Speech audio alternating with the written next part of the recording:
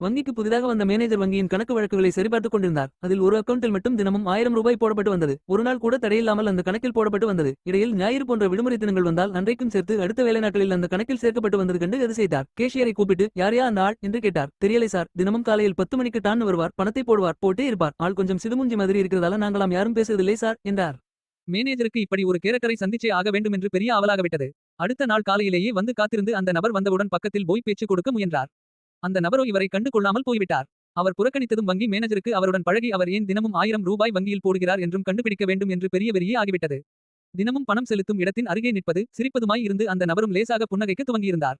ஒரு நாள் மேனேஜர் வரும் வழியில் அந்த 1000 ரூபாய் பார்ட்டி வண்டி பழுதாகி ரோட்டில் நின்றிருந்தார். மேனேஜர் லிஃப்ட் கொடுத்து வங்கிக்கு அழைத்து வரவே கொஞ்சம் பேசவும் துவங்கியிருந்தார். ஒரு நாள் அவரிடம் மேனேஜர், சார் நாம தான் நண்பர்களாகிட்டோம்ல, இப்பவாவது சொல்லுங்க, எதுக்கு தினமும் 1000 ரூபாய் பேங்க்ல போடுறீங்க? அப்படி என்ன வருமானம் வரும்படி தொழில் செய்யறீங்க என்று கேட்டார். சார், நான் வேலையெல்லாம் பார்க்கலை, தொழிலும் செய்யலை, நான் தினமும் பந்தயம் கட்டுவேன்.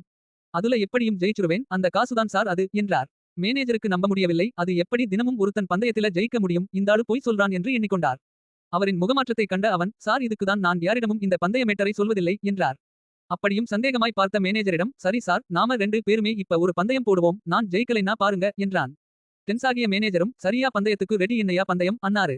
சார், சரியா நாளைக்கு காலையில 10:15க்கு உங்க கால் தொடை பகுதி பச்சை கலரா மாறிடும், 2000 ரூபாய் பந்தயம் என்றான். யோ என்னையா சொல்ற, ஏதாவது நடக்குற கதையை சொல்லு என்று மேனேஜர் சொல்ல.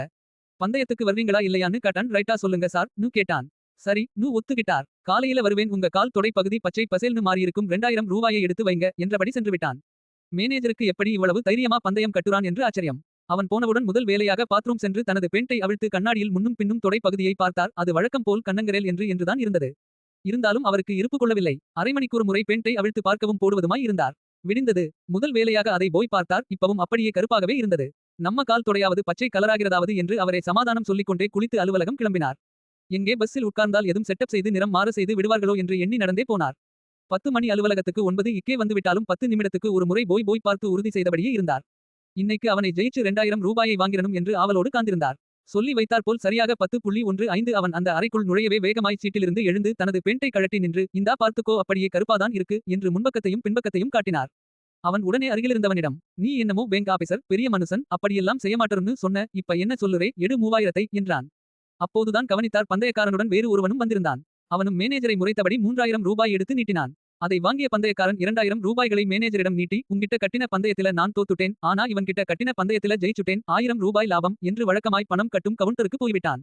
அவனுடன் பந்தயம் கட்டி 3000 ரூபாய் தோற்றவனிடத்தில், நீ எதற்கு அவனிடம் பந்தயம் கட்டினாய் என்று மேனேஜர் கேட்க வந்தவன் கடுப்பாகி அவரிடம், போயா நீ எல்லாம் ஒரு பேங்க் ஆபீசரா? என்னை பார்த்தவுடனே பேண்டை கழட்டி காமிப்பாருன்னு சொன்னான். சேசே அப்படியெல்லாம் இருக்காதுன்னு உன்னை நம்பி பந்தயம் கட்டினா இங்க நீ 2000 ரூபாய்க்கு இவ்வளவு கேவலமான வேலை செய்யற. இத்து என்று துப்பிவிட்டு போனான். இதனால் அறியப்படுவது என்னன்னா, அவனவன் வேலையை அவனவன் பார்க்கணும், அடுத்தவன் எப்படி சம்பாதிக்கிறான் என்ன பண்றான்னு அடுத்தவன் வேலையிலே தலையிடக்கூடாது.